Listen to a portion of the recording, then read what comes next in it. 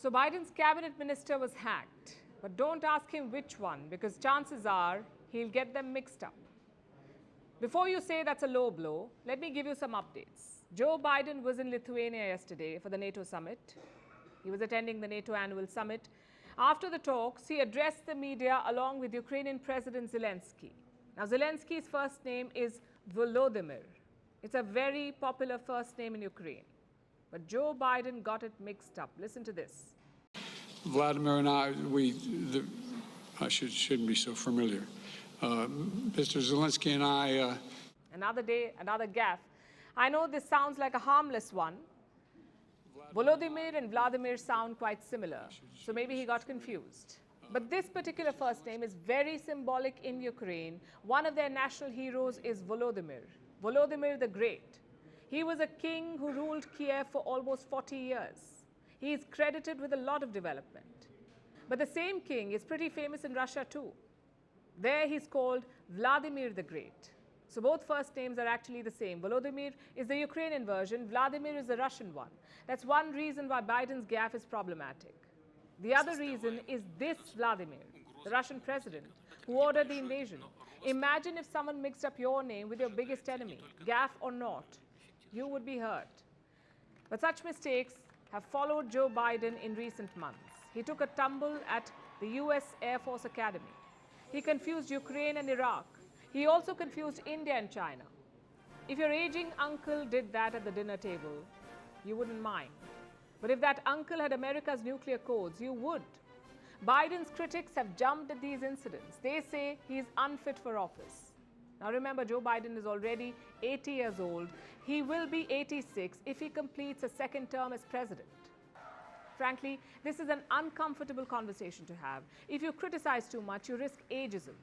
And what does that mean? Ageism is basically discrimination based on age, like preferring young people for certain jobs or refusing loans or credit cards to older people.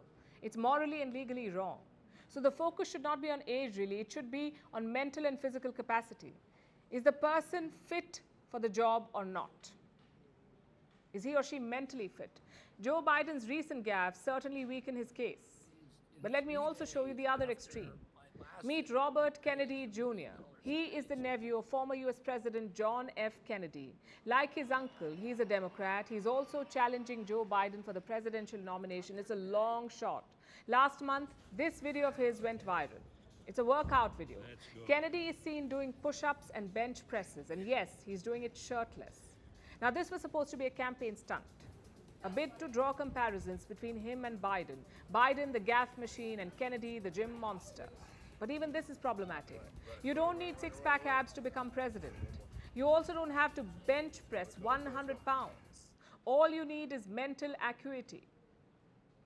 And the US of all countries should know this. One of their most admired presidents is Franklin Roosevelt. He took America out of the Great Depression. He also won them World War II. To top it all, he was president for 12 years, but Roosevelt was actually paralyzed from the waist down. He needed a wheelchair to move around. So world leaders don't have to be built like models. If they want to look like that, that's fine. But it's not a requisite for the job. Despite that, you see them doing all sorts of weird stuff. Vladimir Putin is an expert at this. You may have seen him working out or horse riding without a shirt. It's supposed to be sending macho vibes. Kennedy's gym routine is no different. But all these leaders are underestimating their voters. People don't care if their president goes to the gym. They care about real-life issues. Presidents cannot solve inflation by doing 20 push-ups. Nor can they create jobs by running a marathon. For that, you need mental virtues like sharpness, patience, ingenuity. So Biden getting names wrong is certainly a cause for worry, but so is fake machismo that hides the lack of policy skills. Have you heard about the AK-47? I'm sure you know this is an assault rifle. It is one of the most popular ones out there. The AK-47 was originally developed by the Soviet Union, but it reached the Afghan Mujahideen during the 1980s. And since then, it has become a symbol of terrorists and terror groups. But now these groups are looking to trade up. They want NATO-grade weapons. And guess who is selling it to them? The Taliban. The rulers of Kabul have now become arms dealers. But how did this happen? You see, the Taliban came to power in the year 2021. It was a sudden power grab. The US military was forced to retreat. It was a hasty withdrawal. They left behind weapons, and a lot of them at that. Now, these weapons are flowing from Afghanistan into the global market. Basically, the Taliban is selling them. And who are the buyers? Anyone who is willing to pay the price. Insurgent groups, terrorists, militias, from the Al-Shabaab in Africa to the TTP in neighboring Pakistan, everyone who can afford to buy these weapons is buying them. And how many weapons are we talking about? The US left behind equipment worth $7.12 billion in Afghanistan. Imagine that. More than $7 billion of defense equipment. And that's not even the full picture. Since the year 2003, the US has given Afghan forces more than 600,000 weapons. 600,000 weapons, 300 aircraft, more than 80,000 vehicles, night vision goggles, biometric systems, basically everything that the US Army used. They gave it to the Afghan forces. And where did all of it go? Well, the Pentagon has no clue, but the world knows. They fell into the Taliban's hands. So basically, it was a failed system. America flooded Afghanistan with billions of dollars of weapons. But they did not care where these weapons went. There is no record of most of this. They don't know what was lost, what was given to the Afghan forces, what the Afghan forces sold to the Taliban, and what was later recovered.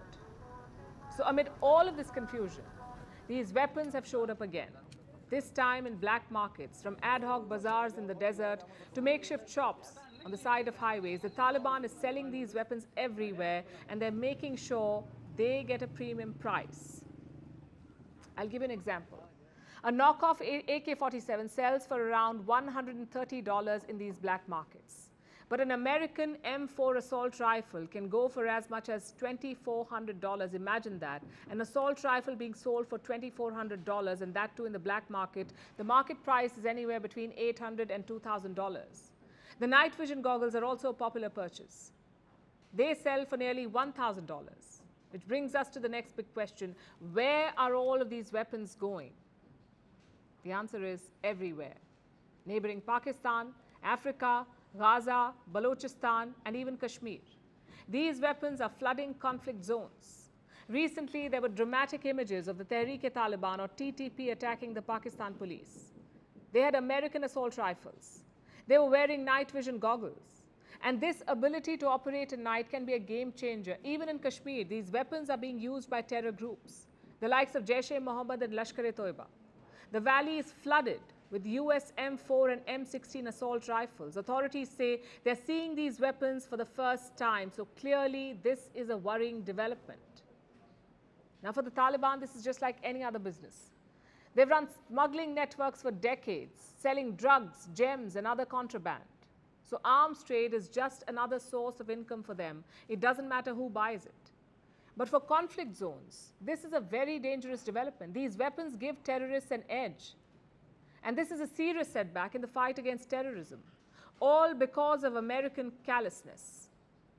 The US trained the Afghan army for 2 decades. They spent some $83 billion to equip them. The same army could not stop the Taliban. For that matter, even the US army could not stop the Taliban. They left Afghanistan in a mess. And now the rest of the world has to suffer the consequences. And speaking of conspiracies, China has executed a sinister plan. It managed to hack the email of US Commerce Secretary. That's right, the Commerce Minister of the United States of America, a member of Joe Biden's cabinet. She was hacked by America's greatest rival. And this is a serious breach. It goes beyond the Commerce Minister. Accounts of the US State Department were also compromised. Let me first give you a lowdown of what happened and how. Microsoft provides email services to the US government. And the breach happened there. Microsoft systems were compromised. And who was behind the hack? A group called Storm 0558. These are hackers based in China. They gained access to Outlook emails. The breach happened on the 15th of May, and the hackers had access to the emails for a month. That's right. It took a month for the intrusion to be detected and for the access to be blocked. The intrusion was discovered on the 16th of June, just before the US Secretary of State flew off to Beijing. In June, Secretary Blinken made a high-profile visit to China. This was an attempt to resume dialogue with Chinese officials. So when Blinken was heading to China, the Americans knew about this hack, and yet they carried on with the visit. U.S. Commerce Secretary Gina Raimondo was the most high-profile target of this hack. And why do you think the Commerce Department was targeted? Because the US and China have been locked in a trade war. The Commerce Department is at the forefront of America's attempts to contain China. The Biden administration has limited exports to China, especially of sophisticated US technologies like chips and chip-making equipment. The Commerce Department enforces these restrictions. The orders go through the Commerce Secretary. Besides her, a congressional staffer, a U.S. human rights advocate, and some inboxes belonging to the U.S. State Department were also hacked. An investigation is now underway, but American officials say no classified information was compromised. China was asked about the hack, and their response was classic. Listen to this. I would like to say that in the past, it was usually the world's #1 hacking group, the U.S. National Security Agency, which also serves as the U.S. Cyber Force Command, that released such kind of disinformation. This time, it was the U.S. National Security Council that made a public statement. Whatever agency spoke, it does not change the fact that the U.S. is the world's biggest hacking empire and global cyber chief. The U.S. is the world's biggest hacking empire and a global cyber thief. That's what they're saying. China has rubbished the charge. They say America's claims are disinformation. But there's enough proof to show that China has intensified its cyber operations. This is not the first breach. In the month of May, an alert was sounded. Multiple agencies issued warnings. In the US, in Australia, in Canada, New Zealand, and the United Kingdom, they detected a Chinese hacking operation. A group called Volt Typhoon was behind it, and reports say this was a state-sponsored Chinese campaign. What were these attackers after? Critical infrastructure like communications, electric and gas utilities, and transportation. So the targets are wide-ranging and the hacks are getting more sophisticated. What does that tell you? China's cyber capabilities are improving. Chinese hackers are focusing on stealth operations where they can linger around emails and servers for months without being detected. It doesn't look good for the US. From spy balloons to cyber hacks, they've seen it all in this year. But the engagements with China continue at least for now. In fact, they had a high-level meeting today, a meeting of their top diplomats, Antony Blinken and Wang Yi. They're in Jakarta for the ASEAN Foreign Ministers Summit. And what's the purpose of this meeting? Well, the Americans are looking for a détente. And this is a clear shift in approach. In February, remember, when a Chinese spy balloon was caught hovering over US skies, Washington launched missiles to shoot it down. It called off Blinken's planned visit to Beijing. A few weeks later, Blinken attacked China publicly. He accused Beijing of sending military aid to Russia and supporting the Kremlin's war in Ukraine.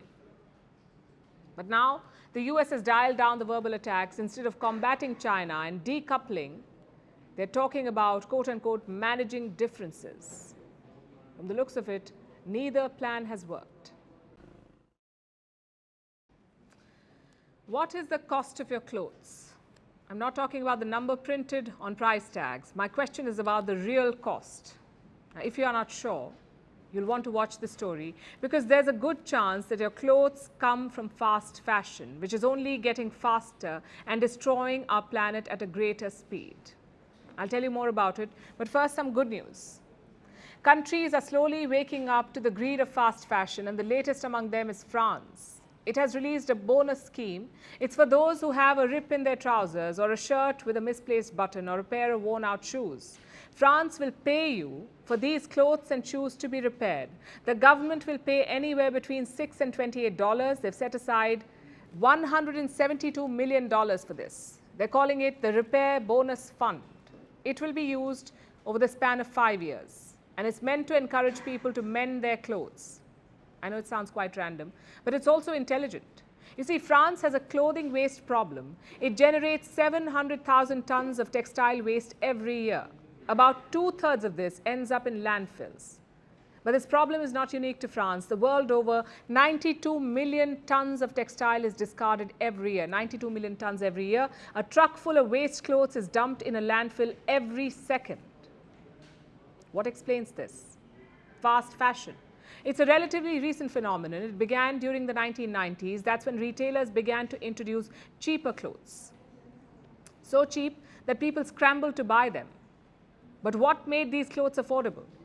Their quality or the lack of it. These clothes were poorly made.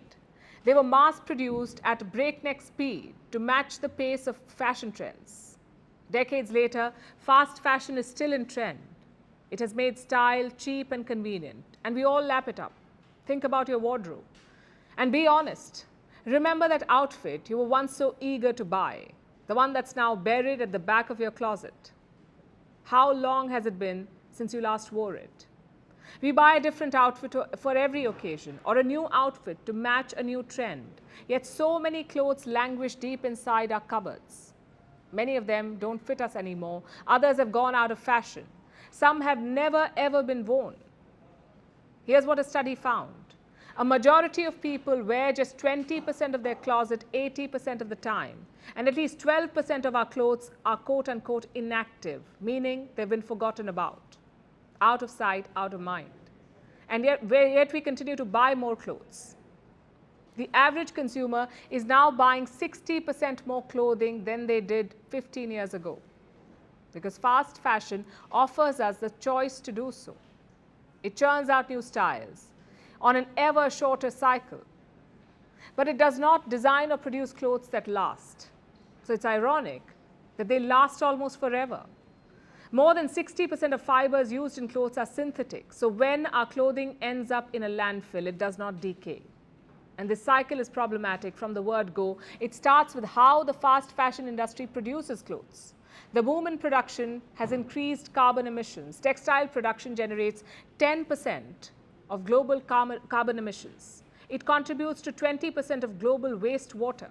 After all, it takes 20,000 liters of water to produce 1 kilogram of cotton and 2,700 liters of water to make just one T-shirt. That's enough water for one person to drink for 900 days. Is a new dress or a trendy pair of jeans really worth it? Maybe it's time to check our privilege, because fast fashion is ultimately about that. The privilege to buy as many clothes as we want, usually only for their style. And it is a privilege to ignore the environmental consequences of all of it, not just in the now, but also in the future. By 2030, 134 million tons of textile waste will be discarded annually. And the apparel industry's global emissions will double. So it's time for us to slow down, to appreciate what we have before we try to acquire more. And I must say, a lot of what I've said is a note to self. Shopping feels good in the moment, but the repercussions may not be worth it. So let's try to buy sustainably, recycle our belongings, reuse them, because when it comes to fashion waste, a stitch in time could save our planet. Our next story is from Thailand. It was a big day for the country. It was supposed to be a pivotal moment in Thai politics. A young radical prime minister was supposed to take charge. Pita Limjaroenrat. His party is called the Move Forward Party. It received the highest number of votes during the general election held in May. He formed an 8-party coalition to take charge. It was supposed to be his and Thailand's big moment. But it ended in a deadlock. And this was by design, because Thailand's military has ensured that only their candidates win. Our next report brings you all the details. Thailand will have to wait till next week to see if they get a new prime minister, because the vote that took place today ended in a deadlock. The winner of May's general election, Pita Limjaroenrat, was denied the prime minister's chair. His victory, the victory of democracy over military dictatorship in Thailand, stands nullified for now. And the worst part is, this doesn't come as a surprise. Thai politics have been rigged by the military, the service that's supposed to protect the country. Instead, in Thailand, the military cares only about protecting its own power and that of its backers, at the expense of the will of the people. To understand how this came about, you need to know a bit of Thailand's modern history. Ever since it got rid of absolute monarchy early in the last century, Thailand has seen 13 coups. Yes, 13. And these are just the successful ones. So the country and its people are used to the military marching on elected leaders and overthrowing them. The last time this happened was in 2014. The military took charge and Prayut Chan-o-cha became Prime Minister, which is a bit of a scam. He was always a military dictator who was declared Prime Minister to legitimize his rule. He participated in elections in 2019 and this year as well, and didn't win the popular vote in either. But while he got to retain power in 2019 due to the military's political engineering, this year there was no chance for him to hang on to power, because the Thai people had had enough. They voted overwhelmingly for change, and to bring about that change, most Thai people voted for this man, Pita Limjaroenrat, the outsider candidate who promised to shake up the system. He's 42 years old, a Harvard graduate and a businessman, and more importantly, he's the one who won the last election. His party won 151 seats out of the 500 being contested in May. The party that came second won 141 seats, and these two parties are allies, as are 6 other parties. They have a total of 312 out of the 500 seats in the lower house of parliament. So you may be wondering, that sounds like a clear majority. How haven't they won yet? That's where the Thai military's jugglery comes in. You see, to become Prime Minister in Thailand, it isn't enough to win the election. A clear majority in the 500-member lower house is not enough. No, you also need to appease the Thai upper house, the Senate. This has 250 members, and all these members were appointed by the military. Do you see the game being played here? The military rigged a third of the votes for Prime Minister in their favor. It's almost impossible for anyone not of the military's choosing to become Prime Minister, not unless they sweep almost all the seats in the general election. While Pita Limjaroenrat and his coalition had 312 votes, they needed 376 for him to become Prime Minister. It's impossible as things stand at the moment. The pro-democracy parties will have a chance to form the government again next week. Another vote is scheduled for July 19th. With the results of what happened in the parliament today, I accepted, but I'm not giving up. In very short, I accepted that I couldn't reach 376. I got 324, and there's 200 abstains. I'm not giving up. I'm going to strategize once again to consolidate the voice just to make sure that we reach 376. Even though there's still determination, there is a good chance the pro-democracy parties won't have the numbers again. The military and their puppets in Thailand's Senate can just keep blocking the democracy parties, frustrate them until their coalition collapses. It's a dirty tactic, but one you can easily expect a military junta to employ. The only thing that could stop them might be public anger. Because, as we said, in all these power games, the real losers are the people of Thailand, the ones who had cast their vote for change, who had voted to oust the military junta. Now they may decide to take to the streets once again and protest against this unfair system. Young Thai people have rallied against the military in recent years. They're expected to again in the coming hours and days. Even before the vote, security was tightened around the parliamentary complex. It seems the military knew that the people would not appreciate their antics. But instead of playing these cynical games, it's time the Thai military returns to its real duty, protecting the country from external threats instead of becoming the biggest internal threat to the Thai people. And now it's time for Vantage Shots, images that tell the story. Starting with North Korea, the country's media has released the footage of its latest ballistic missile launch. Meanwhile, a brawl broke out in Kosovo's parliament. Lawmakers threw fists at each other after Kosovo's prime minister was sprayed with water during his address. While some politicians were fighting in Kosovo, others were offering each other coffee in Lithuania. Dutch Prime Minister Rutte asked the Ukrainian President Zelensky where he got his cup of coffee from. Zelensky offered his coffee to the Dutch leader, but he refused, saying, "You're fighting a war, this is your coffee." The two then decided to share the beverage. And finally, we're taking you back in history. On this day in 1930, the first ever FIFA World Cup began in the South American nation of Uruguay. FIFA selected this country because its national football team won the Olympic football tournament against Argentina in 1928. It was the last football tournament organized as a part of the Summer Olympics. We're leaving you with that. Thanks for watching. We'll see you tomorrow.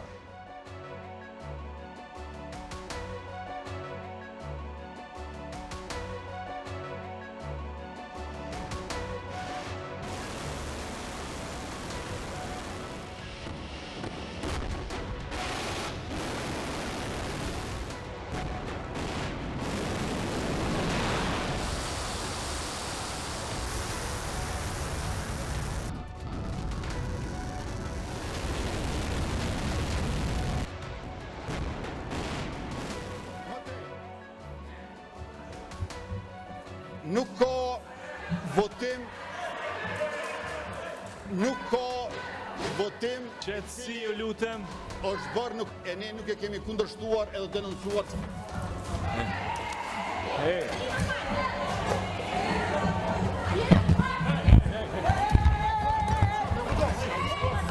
Nalu bre, nalu.